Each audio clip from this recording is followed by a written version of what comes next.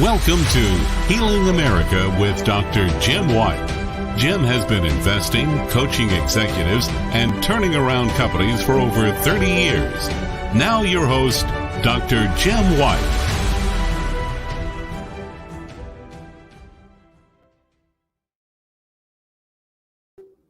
Good evening. This is Jim White, and welcome to Healing America. This evening, we got a great guest that's going to be joining us for the show this evening, which is always approximately 30 minutes. And our guest this evening is Dr. Dov Snow. And Dov is a clinical psychologist, health psychologist, I should say, and he serves as publisher of the Chicago Jewish Home, Chicagoland's largest Jewish newspaper. He is the founder of Very Good Therapy. And I want to repeat that. When I saw that name, I love that name. Very Good Therapy, a boutique clinic in Evanston, in Illinois, is offering simple solutions to complex problems. Dr. Snow believes that there is much more that unites us than divides us. And we're going to be talking about that. We're going to be asking him more about that in the show this evening. Once again, he believes there's much more that unites us than divides us.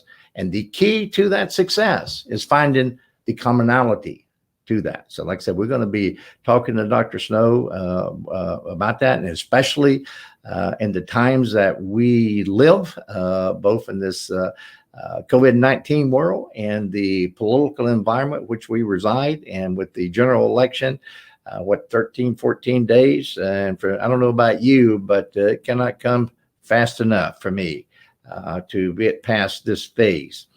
He also advises emerging companies on navigating the blockchain space.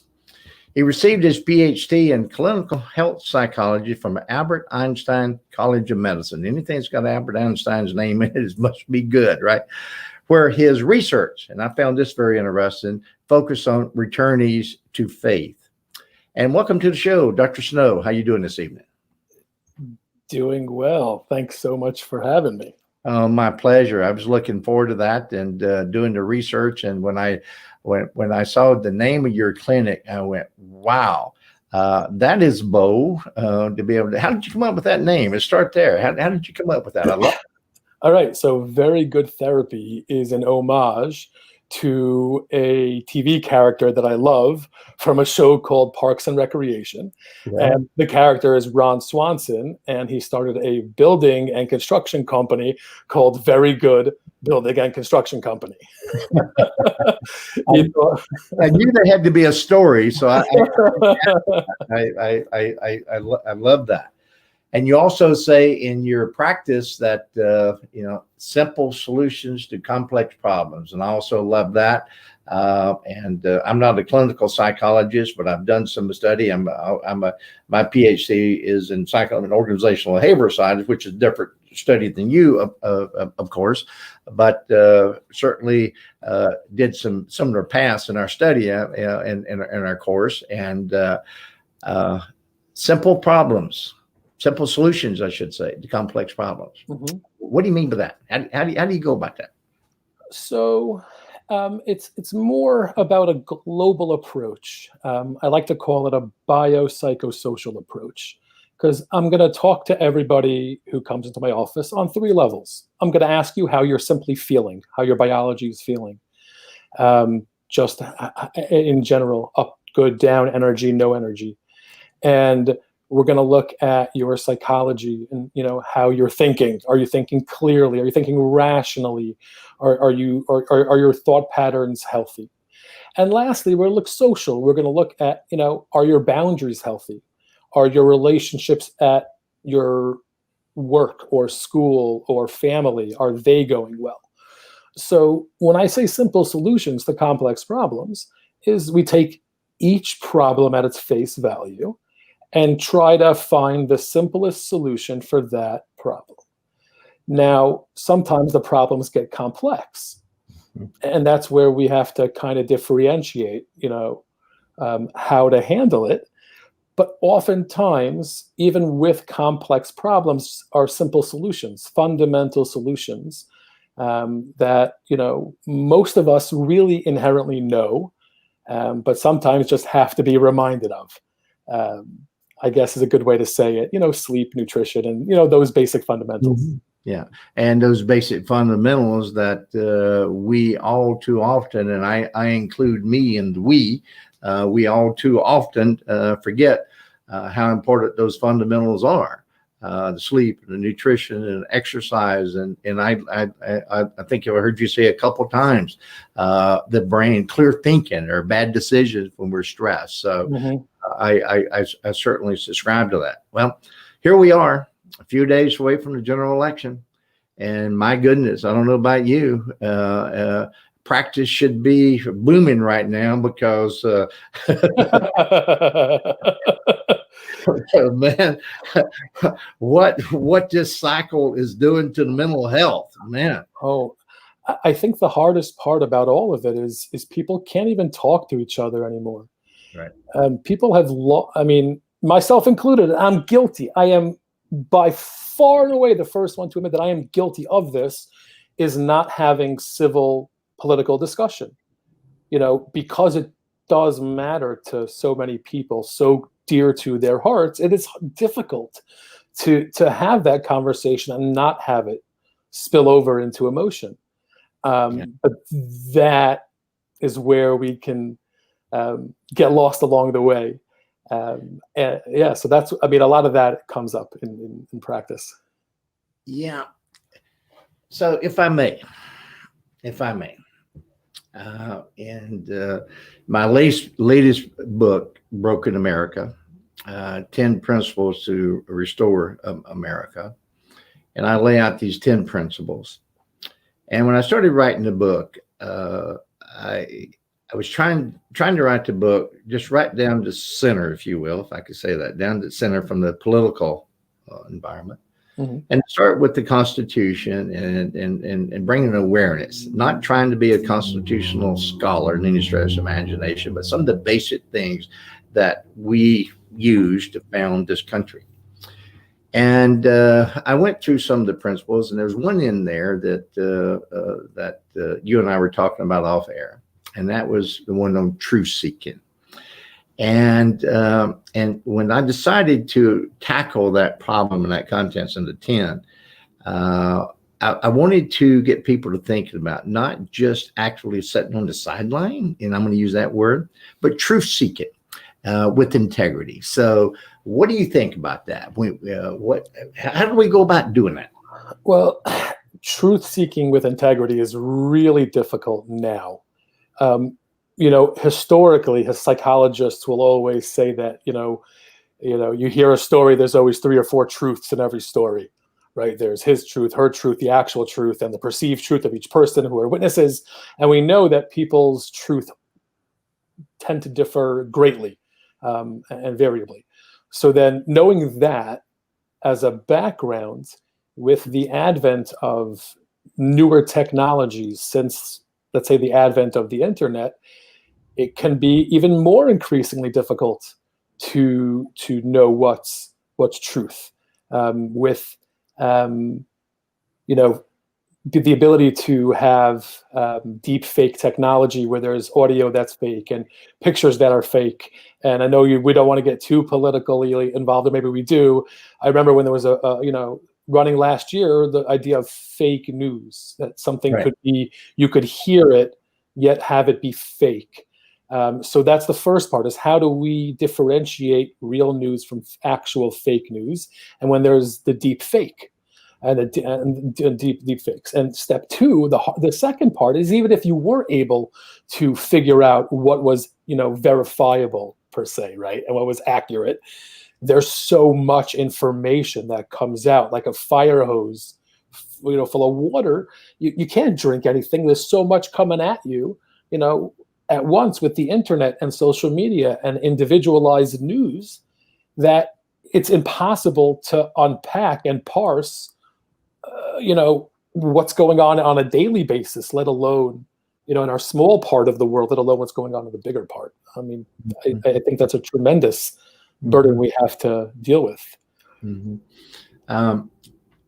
Obviously not to disclose proprietary information, but in your practice, today, assuming you had clients today, and not knowing your client base, but probably pretty broad. Does these conversations come up when people say, who do I believe, or how do I seek truth, or what is integrity? Trying to do that, spending the time to define what integrity is or is not. Does that come up in discussion? Obviously, no, of course, no proprietary confidential information. So the truth seeking has come out much more since the pandemic started, and the differing truths that were being presented, and being a medical professional, being asked and even giving over what was accurate medical information. It still is accurate: wear a mask, social distance, and that approach. That wasn't always the case with a not insignificant percentage of the clients that we're seeing around here, and I feel that's not necessarily an aberration from all over. And again, it gets to the point where we spoke about before, is if the differing truths that are out there, or alternative facts, as it's like to be called, if you don't have advanced training in media studies, to talk about misinformation and disinformation, it's I was thinking about it today, actually, and I'm forgetting which author. I'm not sure if it's Michael Lewis or Malcolm Gladwell who wrote about the difficulty with Enron. And how it wasn't that the fact that they were hiding the information was out in the open. Right. You just didn't know where to look for it. And even if you could find it, you wouldn't know how to translate it or read it unless you were a super specialized professional. And I feel like nowadays in the news, unless you're a hyper-trained data analyst who knows what to look for and not to read past headlines, and it can become almost impossible for the mainstream regular person to know what's real and what's not. Mm-hmm. I couldn't agree with more. It's interesting that you brought up Enron years ago, and in my consulting practice, I use movies, and I wrote scripts around them to be able to bring groups together. And that's I'm not the first one to done that. I've been doing it for years, and I use the Enron movie in a workshop theater to be able to pull out some of that data and the truths and the emotions and the pressures and all that. So I see a lot of that today myself when I look at the news, and there's no. I'm certainly not going to give any state secrets when I say that we got CNN on the one side and then we got Fox News on the other side, and it doesn't take long to figure out what's going on with those two outlets, right? And at the same time, people that follow us closely understand that I have been very vocal about number 45, and because of the nature of truth seeking, because I think that escapes the individual's ability to even think about that. And as we are going into this news cycle, a continuing news cycle into the general election, and as we're looking at the pandemic, where we've got the leader of the free world still saying, it's not necessary to wear a mask. I'm paraphrasing there a little bit. Yeah. But basically strip it out to what it is. So, when people are looking at that, the people that want to believe that truth, but at the end of the day, people under this pandemic, people get sick and they die based on these truths, right? And I think that when you get to truth seeking, I think that gets to like the scientific approach, right? Where we're almost looking to be wrong in order to be right. I mean, that's the point of the scientific approach, is to be truth seeking at all times. Even when it doesn't suit my purposes. You have to be truthful, we would love for a continued scientific approach going forward. that would be nice if we could actually listen to our scientists and actually listen to our medical professionals, I should say. So I want to go to when I was sharing your bio, and I've looked at these words. You say there's much more that unites us, and that's than divides us, and the key is commonality. So let's talk about that. Okay. What unites it, what divides us, and the commonality. How do you bring those three together and even get people talking about it? Okay. So when most people who come to my offices over the years, there's no specific type. All races, all religions, all sizes, shapes, and colors. And after a course of a minute or two, you pick up on some underlying trends. And what I found unites most people is, the need to be accepted, the desire to be wanted, the need to be safe and secure, the need for physical health, physical safety. And when those things are I guess the point of focus of one's daily existence, and trying to make sure that that's good for not just you, but for those around you, because everyone wants the same things. We all want safe streets. We all want good roads. We all want phenomenal education for all our kids. Everyone does. There's no people who you can't find someone who says they don't want a good education for their children. Granted, we argue on how to get there. But let's first start by saying we agree on most things. I'm a father. I have children. I see other family men. I want my kids to be healthy and in a country where, they are not going to have to fight tooth and nail, to be successful. That they'll be, judged just based on their work and their worth. But the commonality that I find, and then certainly becomes much more relevant when you have groups, and that's where it gets really fun.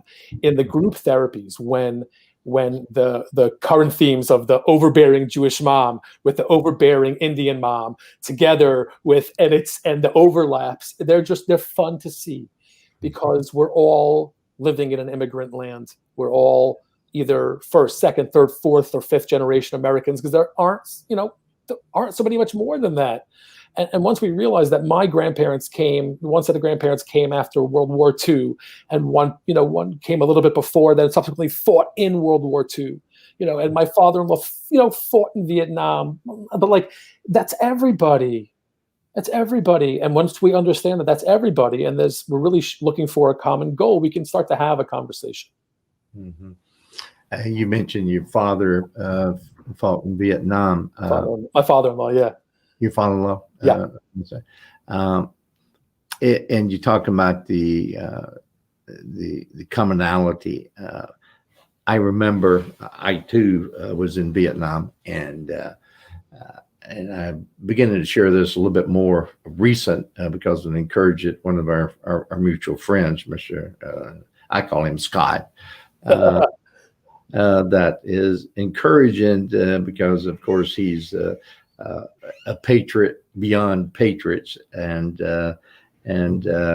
we first met.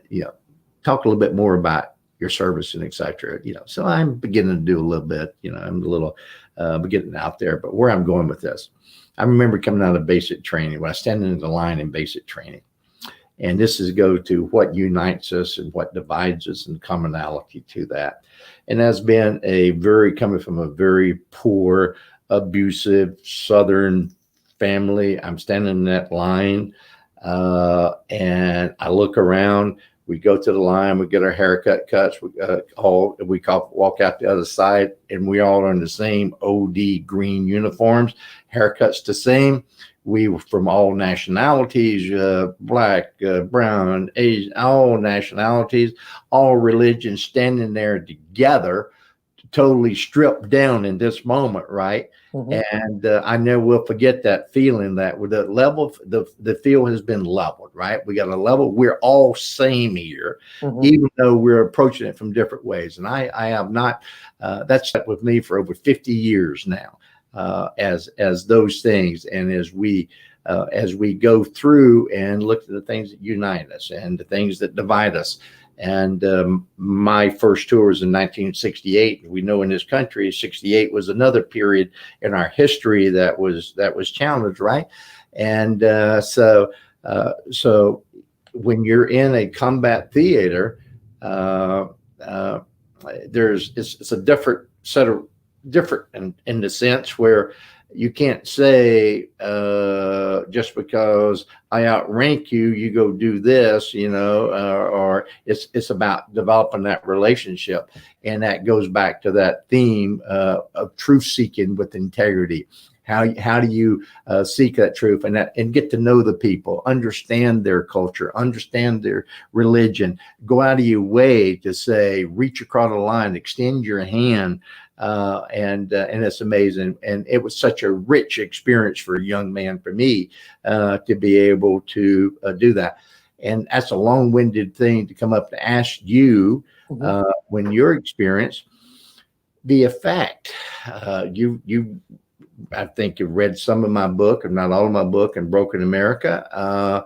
What can we do? What can we say to Americans to how do they get involved? How do they reach over across the line? How do we start this healing?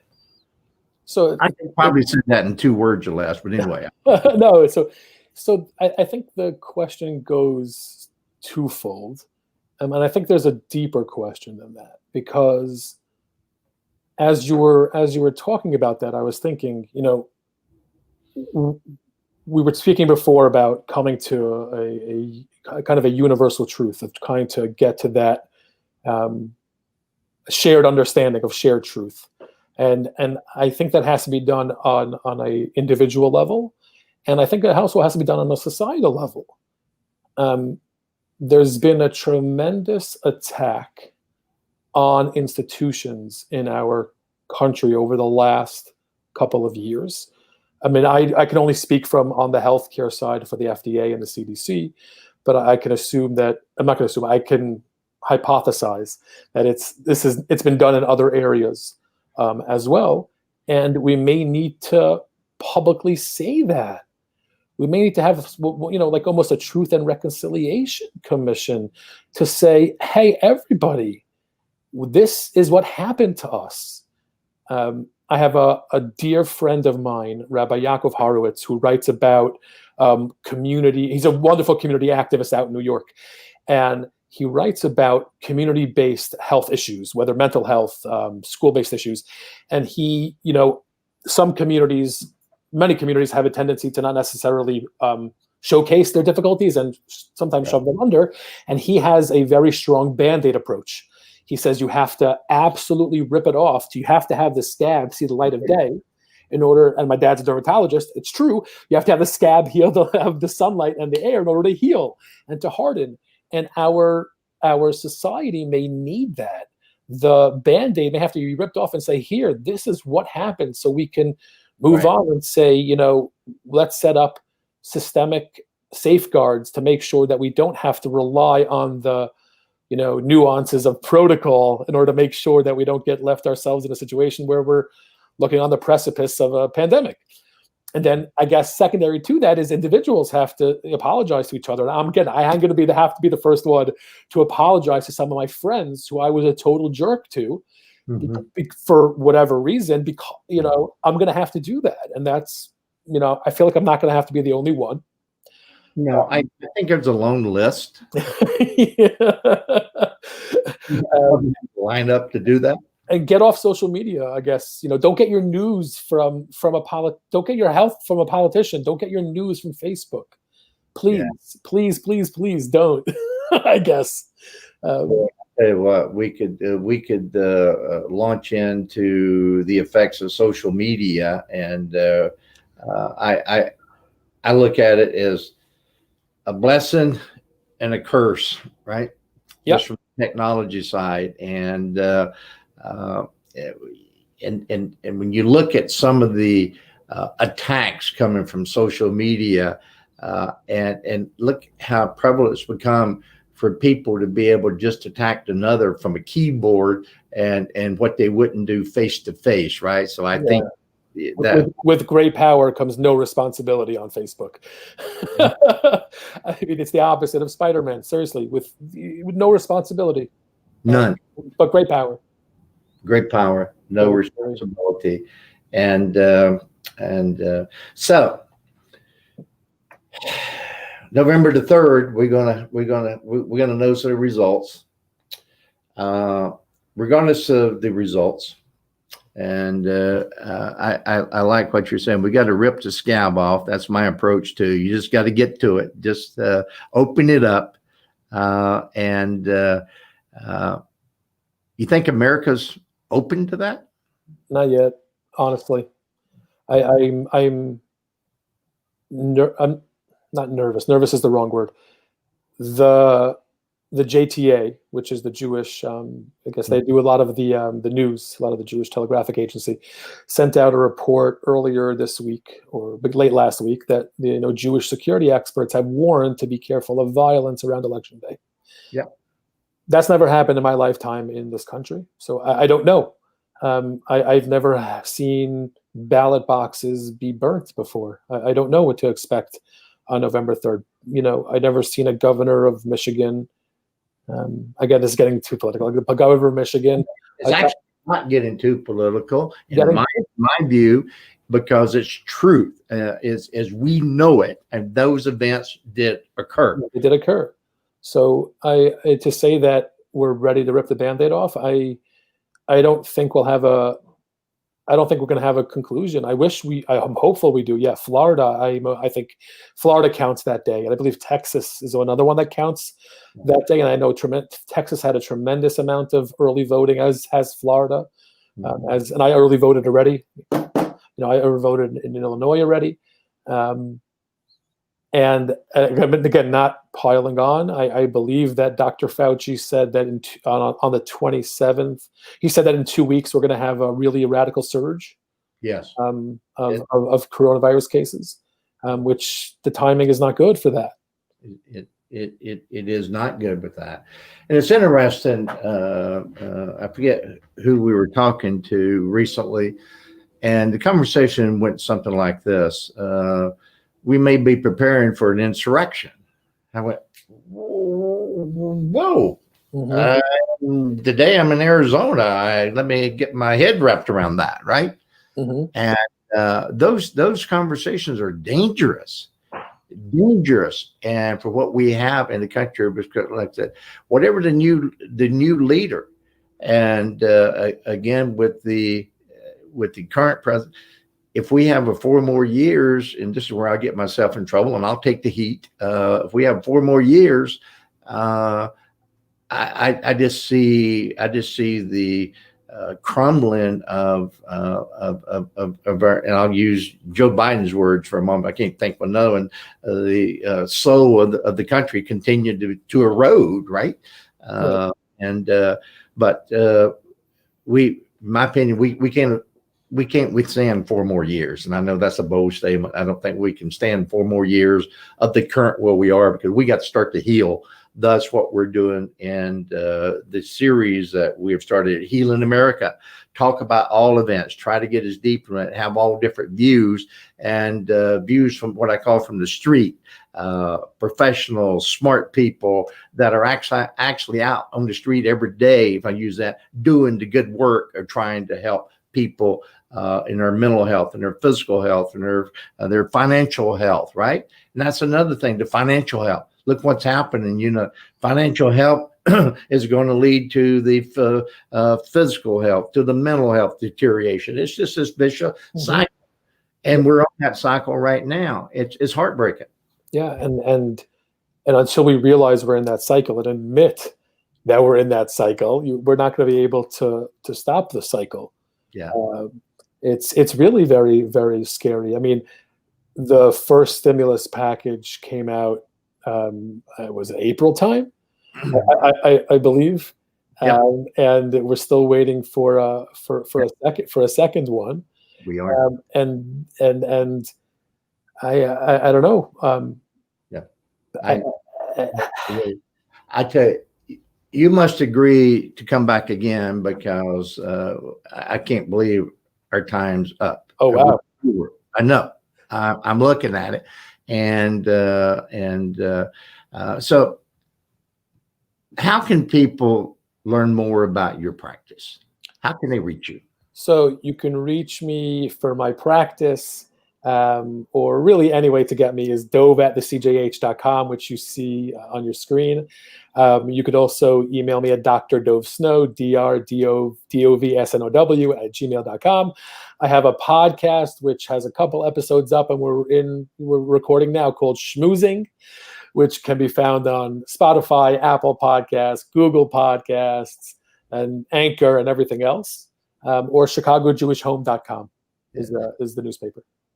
Well, I would like to do this again sometime. Time just flew by. When I looked at the clock and I'm over now, I couldn't believe it. So once again, thank you for sharing some time with us today, and look forward to having you back in the future. So I'd like to maybe after the election, let's come back and we'll talk about the results. Thank you so much for having me. This is a great time. I really appreciate you inviting me on, and I had a great time. Hope to do it again. We will. Thank you. Appreciate it. So next week, we will be back same time. And until then, please be safe and wear the mask, social distance, and wash your hands, right? And you heard me say it over and over and over. So at that, we're over our time. And so we are going, and we'll talk to you next week. Goodbye.